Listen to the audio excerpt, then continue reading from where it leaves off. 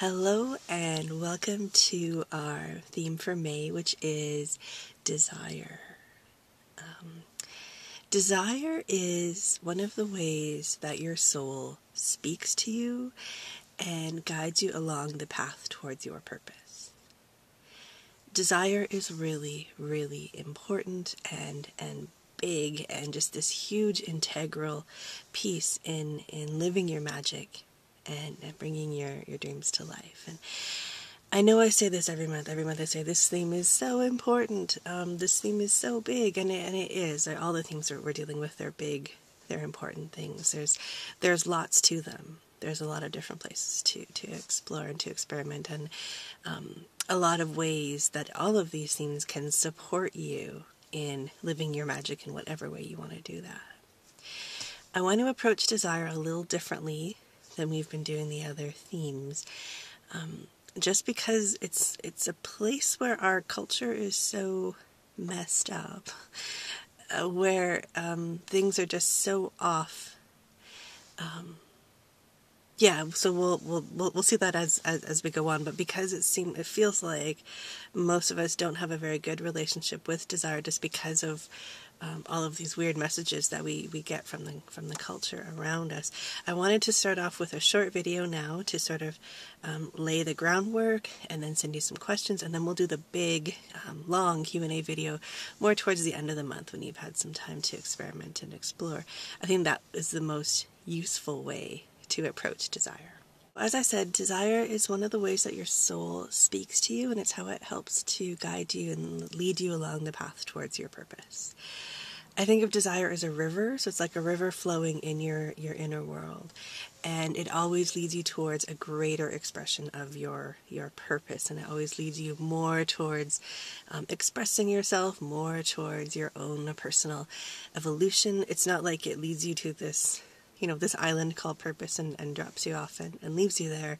It's a continual thing. There's always more. There's always more that your soul wants for you. So we're living in this culture that's almost built on this foundation of profound misunderstanding of purpose. And it's like everything we've created, all of the structures we've created, the way our society functions, it's all like built on this foundation of misunderstanding of purpose. And one of the ways that manifests is mistrust of desire. So when you feel desire for something, when you have a desire to do something, we don't just naturally kind of, dive into that river and let it take us where it's going. We don't trust desire enough to do that. What generally happens when you have a desire to do something is all of our inner critics and fears come up, and all of these reasons why we can't have what we want, and all of these reasons why, look around, no one else is happy, why should you be, right? And I actually had someone tell me that when I used to have a job, and I was talking to someone about something that I wasn't happy with, and I was insistent that it change, and he said, look around, no one else here is happy, why should you be? And that was kind of a clue to not work there anymore. And that's not unusual, right? Like, that's one of the general assumptions that our world seems to be making, that it's not normal to be happy. We're not supposed to be happy in every moment. And no, we're not happy in every moment, but we can certainly tip the scales in favor of happiness. We can certainly do a lot better than what our world is doing. So, yeah, so there's just that kind of profound mistrust of desire, which I think is a misunderstanding of desire. I think if people really understood and really felt all the way down that desire is how your soul speaks to you, and it's how your soul guides you along towards your purpose, then it would be a lot easier to trust that desire and to dive into the river. One of the really, really, really cool things about desire is that it is always irrevocably connected to the fulfillment of desire. So you couldn't desire something if you didn't already have the internal resources to make that thing real. It's just there is not a way to separate those two things. You only want the things that you're here to do. And you're only here to do the things that you can do.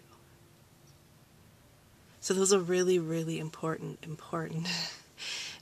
things to let sink in all the way in. And I know a lot of us understand that mentally, but we need to really integrate it into our whole lives, into our way of being, and trust it. Trust that to always be true, that if I desire something, it means I already have what I need to make it real. And it means that that's what I'm here to do.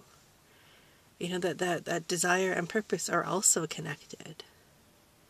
That I wouldn't want this thing if it wasn't profoundly purposeful and meaningful for me to have it. So there are three main ways that I can think of off the top of my head that we block that we block our trust of desire. I'm sure there are millions of ways, but I'll just mention three to get us started. And so one is when the inner critics and the fears come up. And when you, as with everything else, with everything that we always talk about, it's nothing wrong with those voices coming up, nothing wrong with having inner critics, because we all have them and there's no escaping that. But it's when you let those voices be important, when you let them be authority figures, then it's like you're throwing giant obstacles into that river of desire.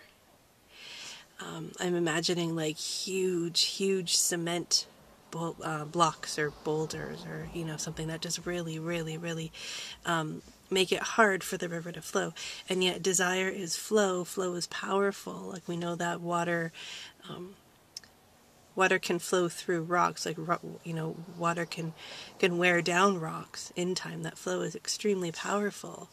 And so desire is the same way in that flow. And so even if you're throwing all these huge blocks in, flow's going to keep flowing. It's just that you're not letting it flow to its natural course.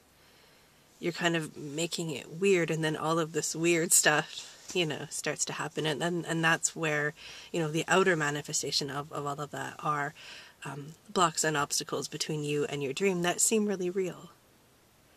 But really it's just coming from these kind of boulders that you're putting in the inner river of desire. And we've all been doing that like since we were born, since childhood. I don't know exactly when we started, but that's what our whole world is doing, and we learn from the people around us. So it's like that's the natural thing to do.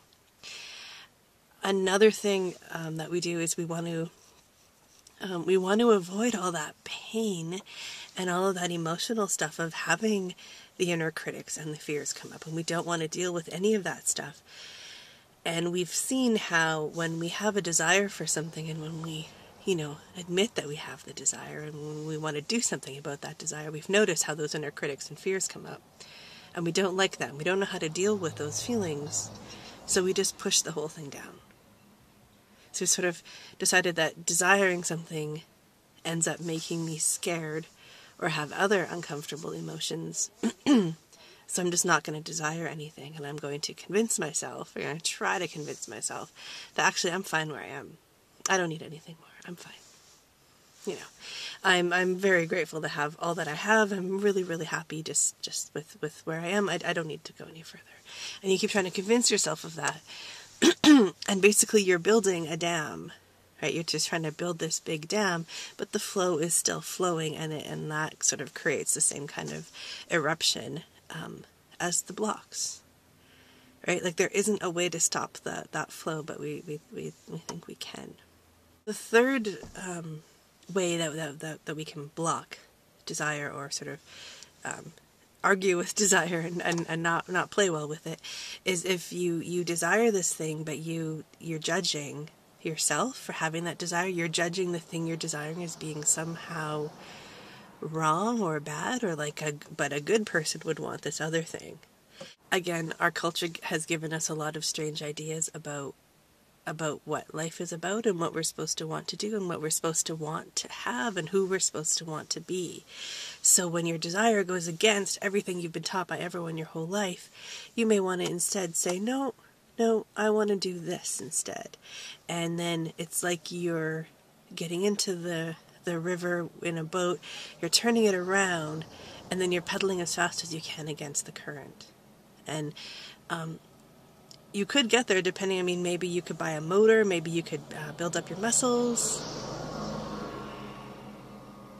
There is a way, of course, to swim against the current and to get that other thing, but it's uncomfortable, right? It's a lot of hard work, it's stressful, it's overwhelming, and we see that one playing out in our world all the time. All sorts of highly successful or highly productive people are extremely stressed out. There's like rampant addiction. There's just so many problems that come out of that kind of battling against this dream. So what we want to be able to do is dive into the flow and let desire take us where it's taking us. In order to do that, you need to have that really profound trust in where the flow is leading.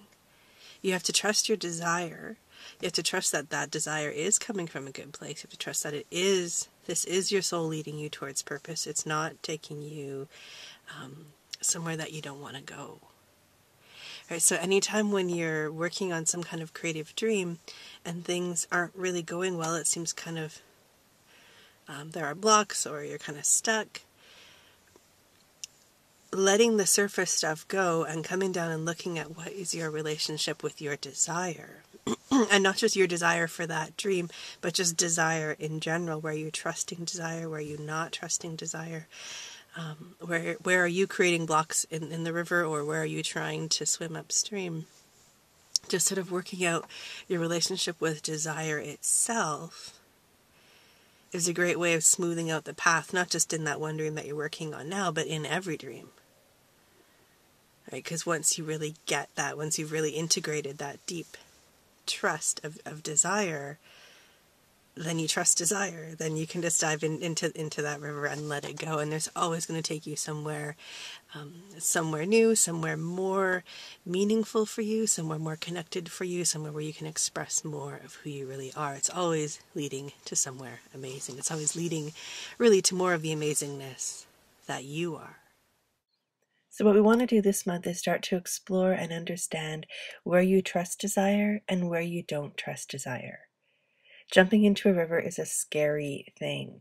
So we're going to journal, and we're going to explore in the group and find out what kind of support you can create for yourself to make it easier. So this is the starting point. We'll do some exploring. I'll send you some journaling prompts, and later in the month we'll do the long Q&A video where I answer all of your questions about desire.